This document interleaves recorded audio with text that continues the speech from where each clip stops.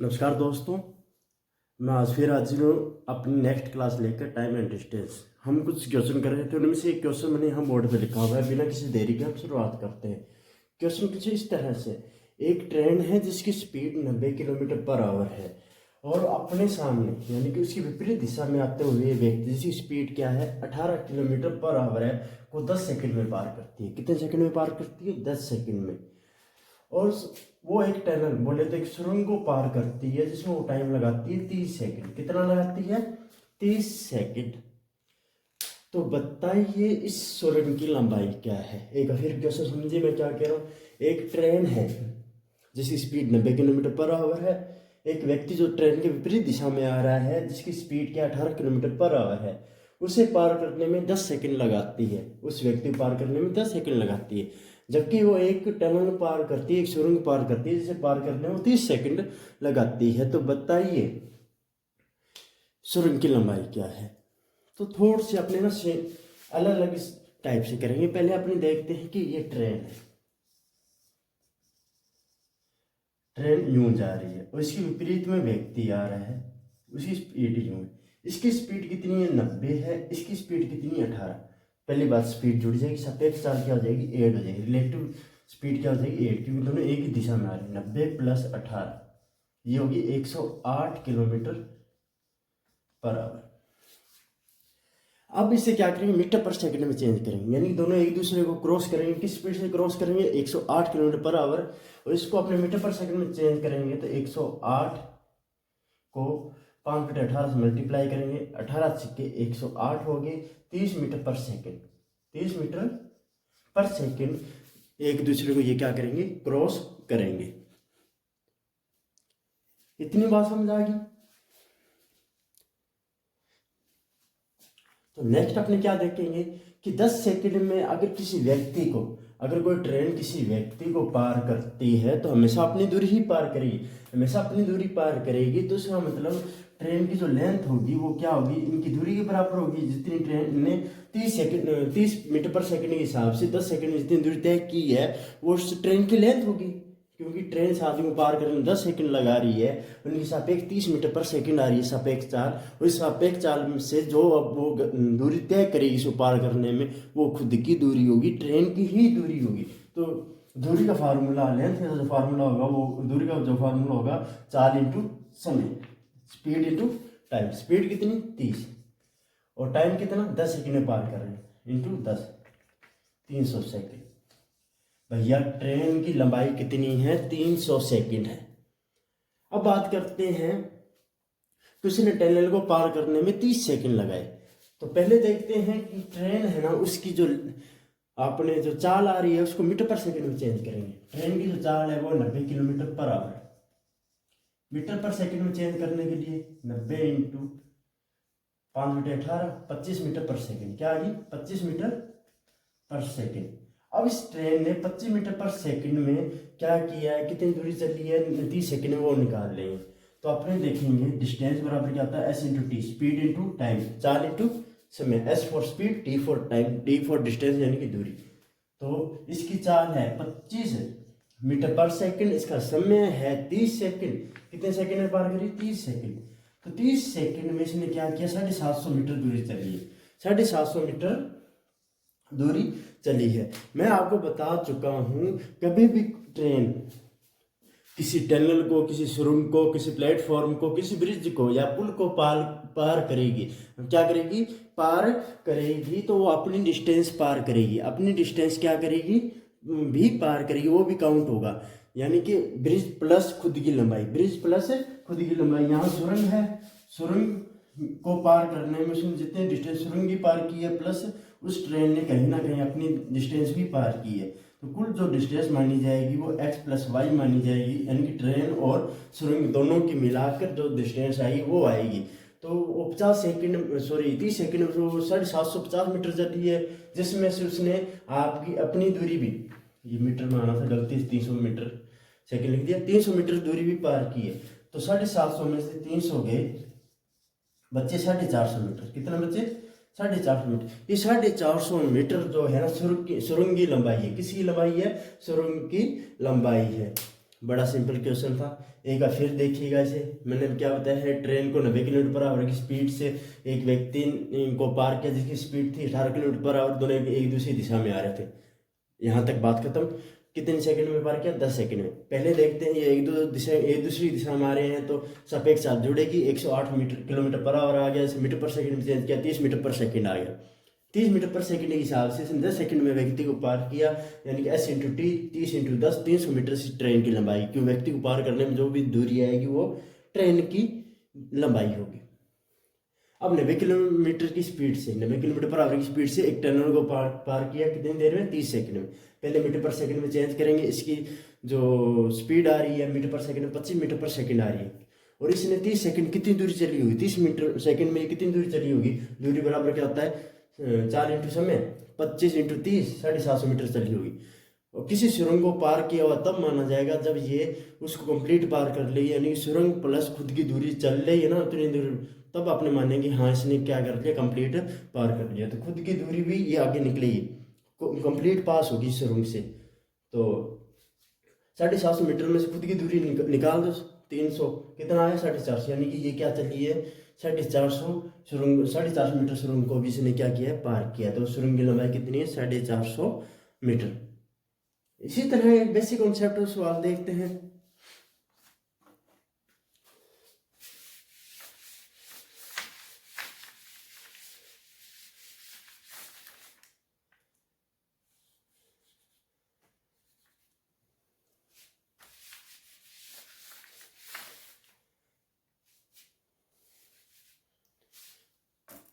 छोटा सा बदलाव कर देते हैं अपने क्वेश्चन में। यहां आप अपने लिख देते हैं प्लेटफॉर्म।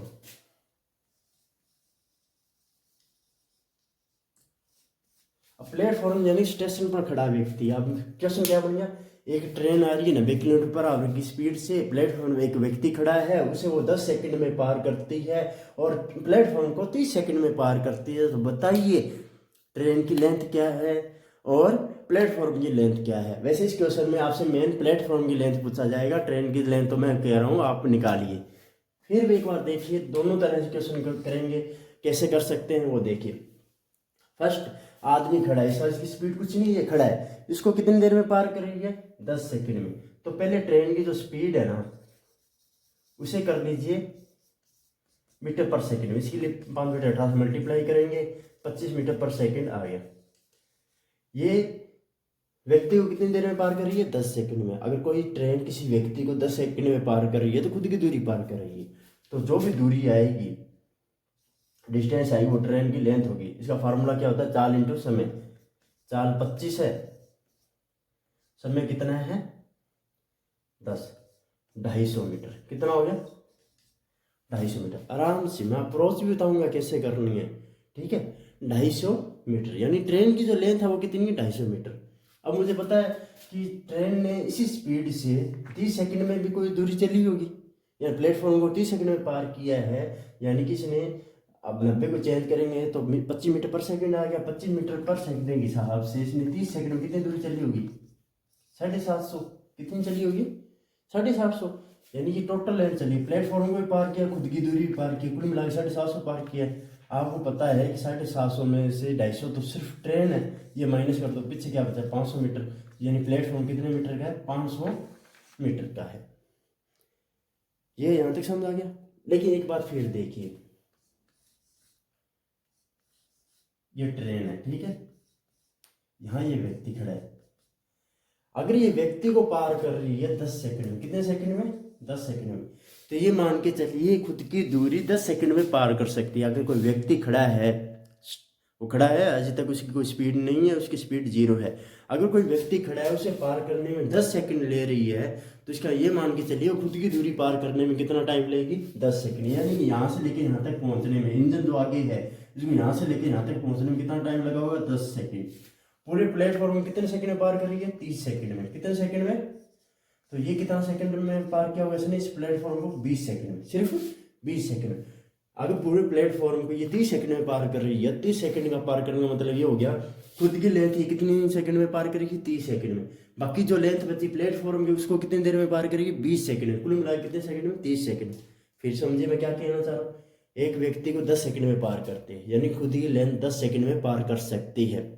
ठीक है, तो एक प्लेटफॉर्म को 30 सेकंड में पार किया। इसमें क्या होता है, खुद की दूरी प्लस प्लेटफॉर्म की दूरी दोनों को पार करने में जो लगा कुल समय लगा होता है वो दिया होता है। तो खुद की दूरी को पार करने में कितना समय लगेगा, इसका 10 सेकंड। कहाँ से पता लगा, यहाँ से। बाकी जो 20 सेकंड रहेगा वो किसको पार किया, विशुद्ध प्लेटफॉर्म को पार किया। यहाँ से अपने डायरेक्ट ही निकाल सकते हैं प्लेटफॉर्म की जो भी डिस्टेंस आएगी। फार्मूला क्या लगेगा, एस इंटू टी, चाल इंटू समय। चाल अपने पास क्या है 25 और समय क्या है 20 सेकंड। उत्तर आ गया 500 मीटर। जो आंसर आपने इतने 2 बार में निकाल रहे तो वो डायरेक्ट भी अपने निकाल सकते हैं। छोटा सा कॉन्सेप्ट क्लियर करने की जरूरत है। उम्मीद करता हूँ आपको ये क्वेश्चन समझाया होगा। देखते हैं इसी तरह का नेक्स्ट क्वेश्चन।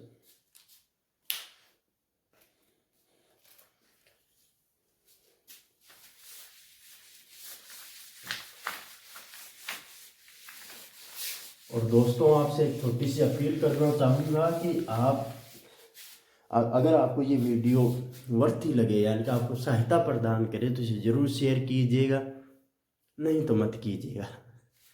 बाकी कमेंट जरूर कर दीजिए कैसी लगी ये क्लास। ठीक है, यहाँ तक पहुँच गए हो इसका मतलब आपको ये क्लास अच्छी लग रही है। इसे बिना किसी देरी के हम नेक्स्ट क्वेश्चन देखते हैं। ये हो गया आपने सापेक्ष चाल के। बाकी कोई 2 व्यक्ति सामने आ रहे हैं जा रहे हैं, तो बड़ा सिंपल क्वेश्चन है, तुम कर सकते हो, इसमें कोई बड़ी बात नहीं है। अब देखो ये होता क्या है, जैसे मैं ये कह रहा हूँ एक ट्रेन है,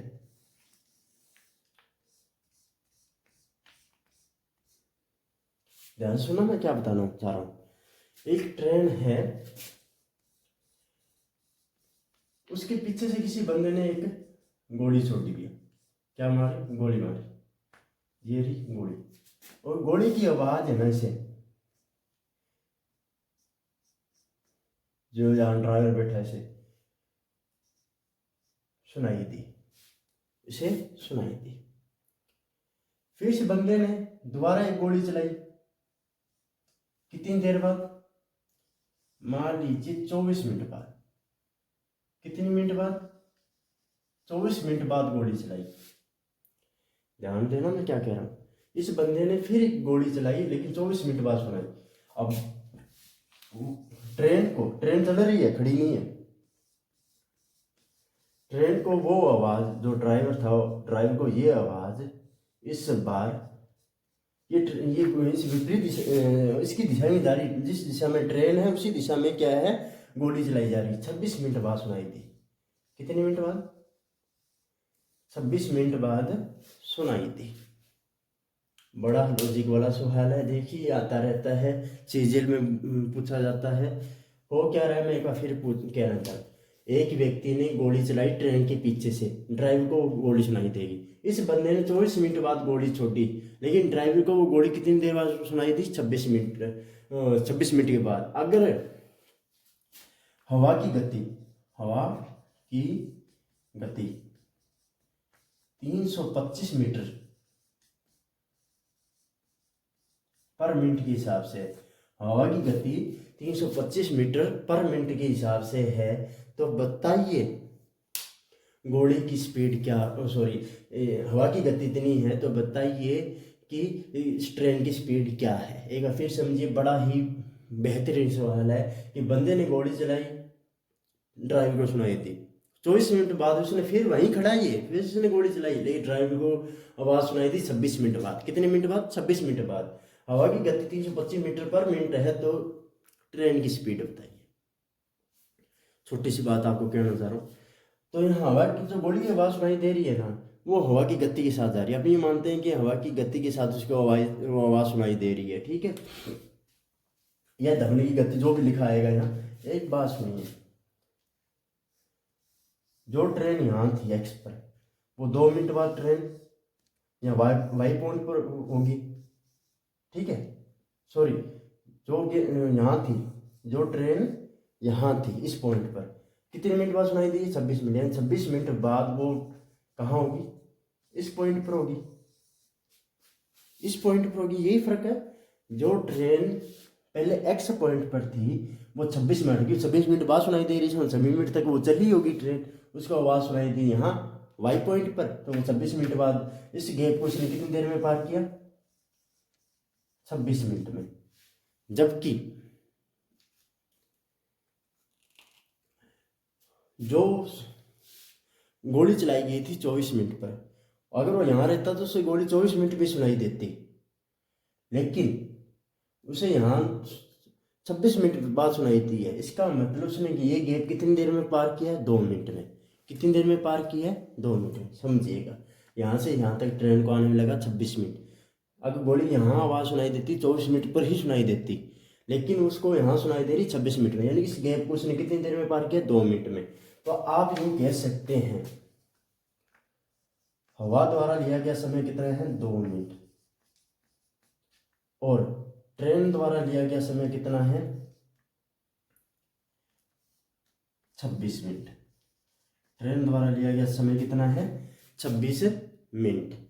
अगर ऐसा है तो इनका जो चाल का अनुपात होता है वो हमेशा समय के अनुपात का उल्टा होता है। अगर दूरी समान हो तो समय का अनुपात का उल्टा क्या होता है? चाल का अनुपात होता है। तो चाल हवा की बटे में चाल ट्रेन की बराबर आप क्या लिख सकते हो? 26/2, यानी कि 13/1। 13/1, यानी चाल की हवा की चाल आगे 13 है तो ट्रेन की चाल 1 है।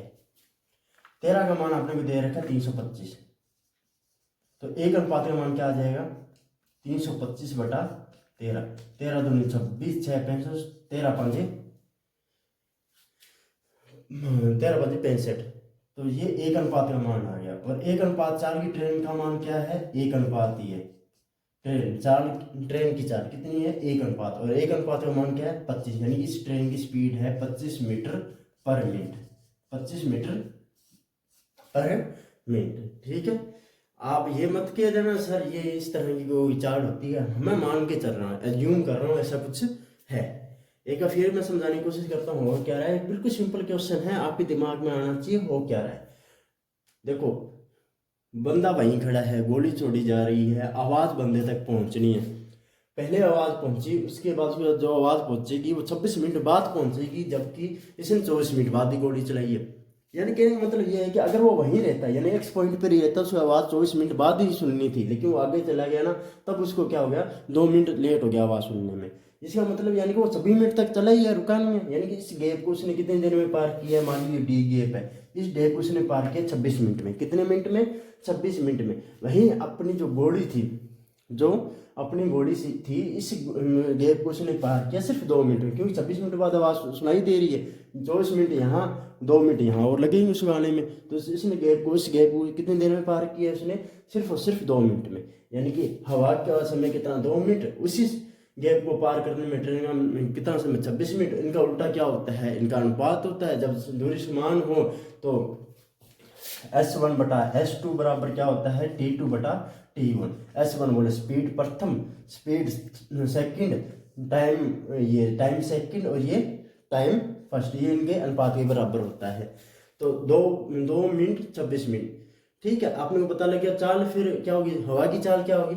मैं पूरा लिख देता हूँ, वैसे आधी अधूरी सी बात लग रही है आपको। हवा की चाल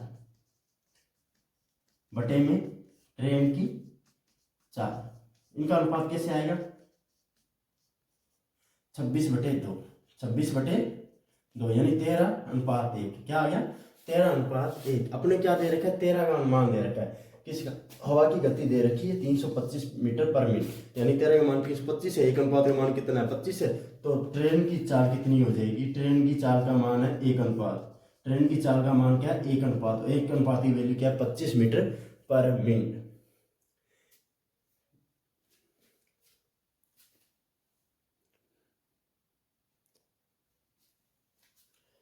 समझाया ये कॉन्सेप्ट? बड़ा ही इजी और बड़ा ही अच्छा कॉन्सेप्ट था। इसको जस्ट रिवर्स कर देते हैं, जस्ट रिवर्स। कैसे? आप बताइएगा इसको आप कैसे सोल्व करोगे। देखिए नेक्स्ट क्वेश्चन क्या है। जैसे कोई एक ट्रेन है, वो क्या आ रही है? उसी दिशा में आ रही है जिस दिशा से गोली चलाई जा रही है। गोली चलाई जा रही है 28 मिनट के अंतराल में, व्यक्ति को सुनाई दे रही है, जो ड्राइवर उसको सुनाई दे रही है 26 मिनट के अंतराल में। तो उसे डायग्राम से समझते हैं। ये वो पॉइंट है जहाँ से गोली छोड़ी जाएगी।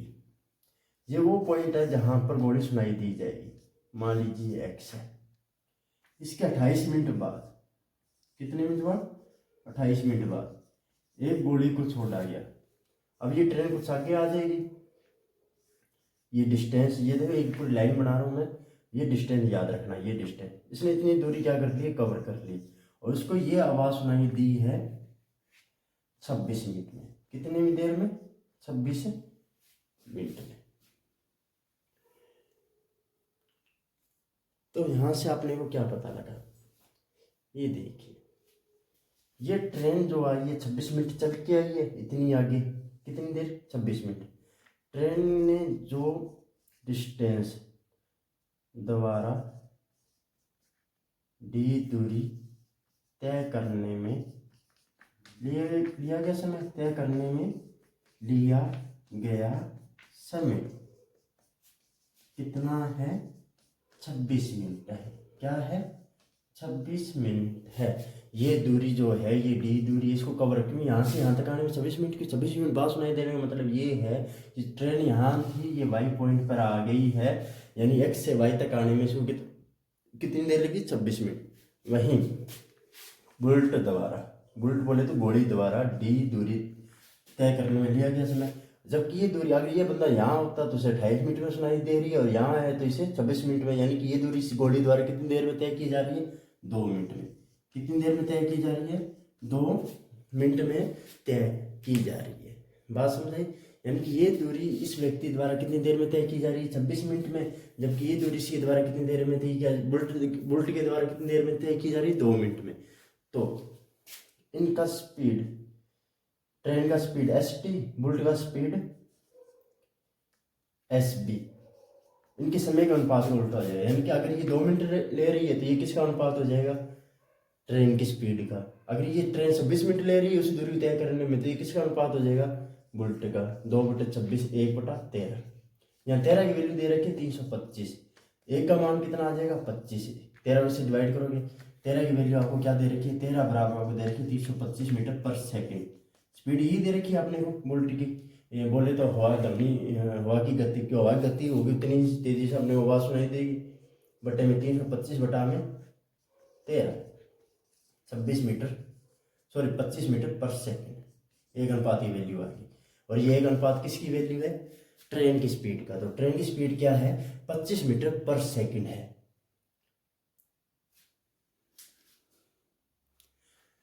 तो उम्मीद करता हूँ आपका ये कॉन्सेप्ट क्लियर हुआ होगा। तो मिलते हैं इसी तरह के क्वेश्चन के साथ, तब तक जय हिंद, जय भारत।